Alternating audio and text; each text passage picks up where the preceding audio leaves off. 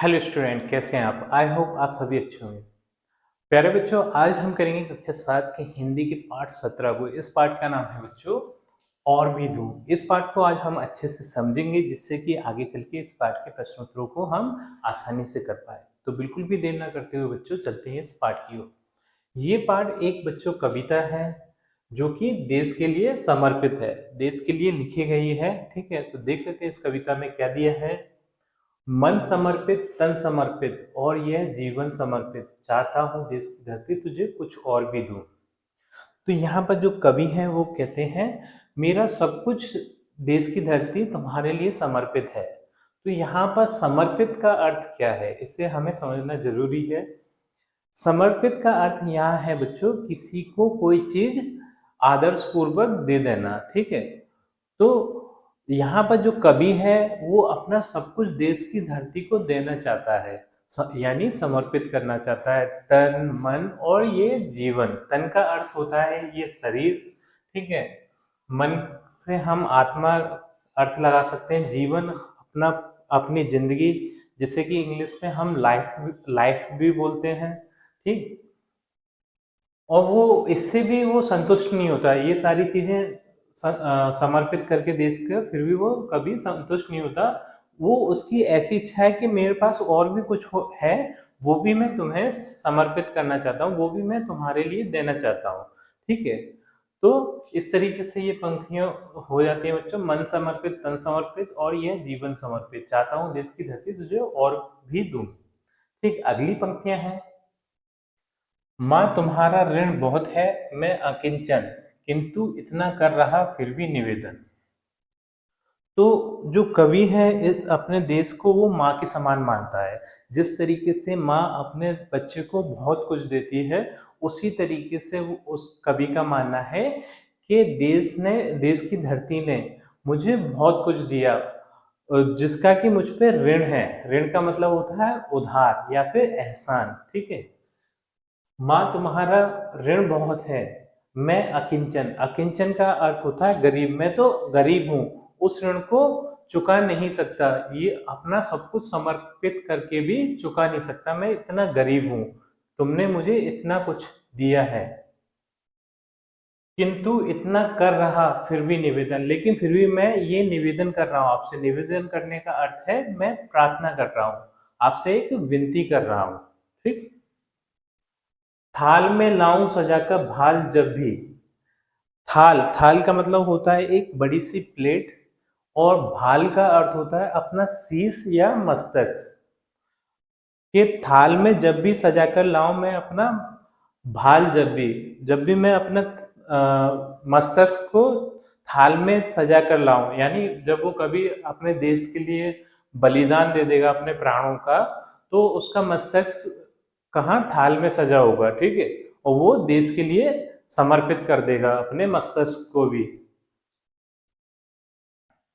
कर दया स्वीकार कर लेना वह समर्पण।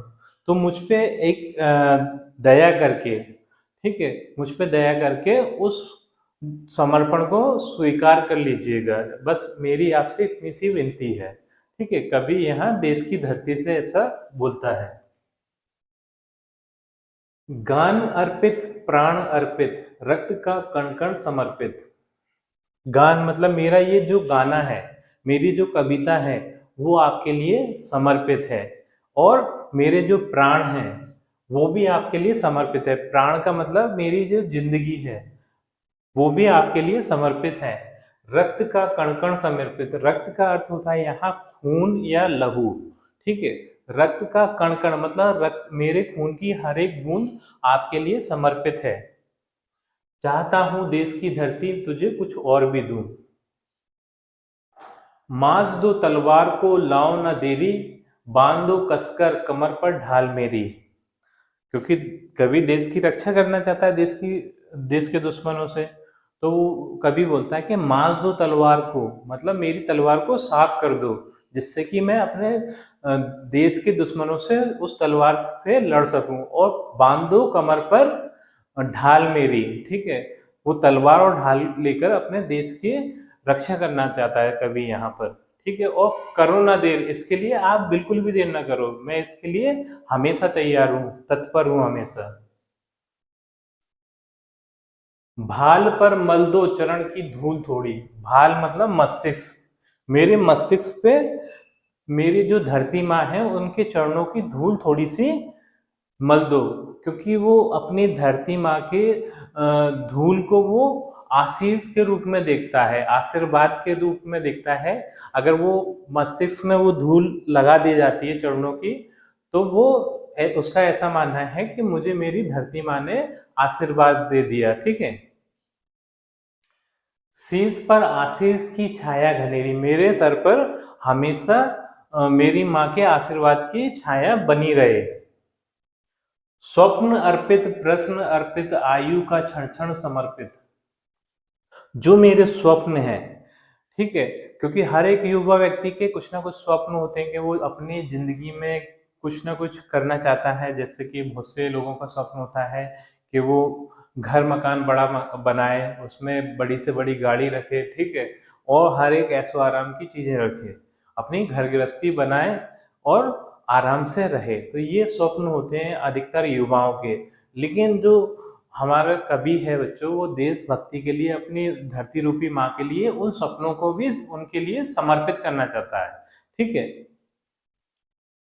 स्वप्न अर्पित प्रश्न अर्पित, मेरा हर एक प्रश्न भी अर्पित है, मेरा कोई प्रश्न है ही नहीं, ठीक है। जितने भी प्रश्न है कि मैं अपने देश की सेवा क्यों करूं, मेरी तो जिंदगी है, मेरे बच्चे हैं, इस तरीके कोई भी मेरे प्रश्न नहीं है, ठीक है। मेरे हर एक प्रश्न समर्पित है, देश सेवा के लिए अर्पित है, ठीक है। मैं कोई भी प्रश्न नहीं करना चाहता, बिना किसी प्रश्न के अपने देश की सेवा करना चाहता हूँ। स्वप्न अर्पित प्रश्न अर्पित आयु का क्षण क्षण समर्पित, और मेरी जो आयु है, आयु का मतलब अर्थ होता है बच्चों उम्र, ठीक है। मेरी आयु का क्षण क्षण समर्पित मतलब एक एक क्षण, एक एक घड़ी मेरे देश की सेवा के में लगे। ऐसा नहीं कि मेरे आयु की बहुत सारा समय इधर उधर के कामों में लगे, टीवी देखते हुए, मोबाइल देखते हुए, मूवियाँ देखते हुए, गाने सुनते हुए, ठीक है, खेलते हुए, ऐसा नहीं। मेरे कोई भी मेरा जो आयु का जो क्षण है, वो भी कोई भी क्षण बर्बाद ना हो, हर एक क्षण मेरे देश की सेवा में लगे। चाहता हूं देश की धरती तुझे कुछ और भी दूं।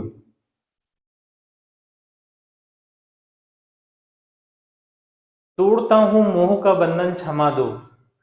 अब यहाँ कवि कहते हैं कि मुझ में जो मोह मोह है, मतलब मोह का अर्थ है लालच, मैं मुझ में जितने भी लालच हैं उन सभी बंधनों को मैं तोड़ देता हूँ, उन सभी लालचों को मैं छोड़ देता हूँ, मुझे क्षमा दो, ठीक है। उससे मैं क्षमा मांगता हूँ, माफी मांगता हूँ, क्योंकि मोह होना वो एक पाप के समान मानता है, इसलिए वो क्षमा मांग रहा है।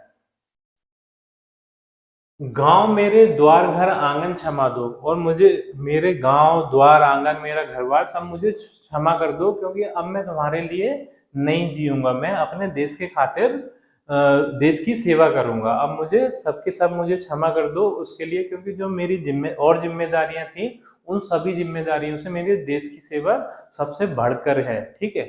इसलिए मेरी सभी जिम्मेदारियों के लिए मैं क्षमा मांगता हूँ।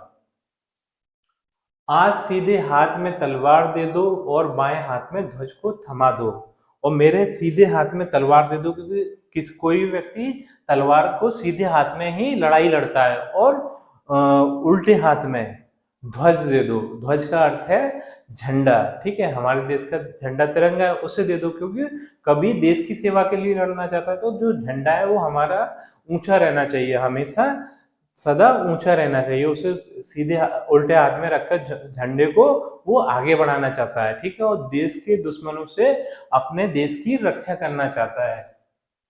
आज सीधे हाथ में तलवार दे दो और बाएं हाथ में ध्वज को थमा दो। ध्वज का अर्थ है झंडा। ये सुमन लो, ये चमन लो, नीड़ का तरण तरण समर्पित।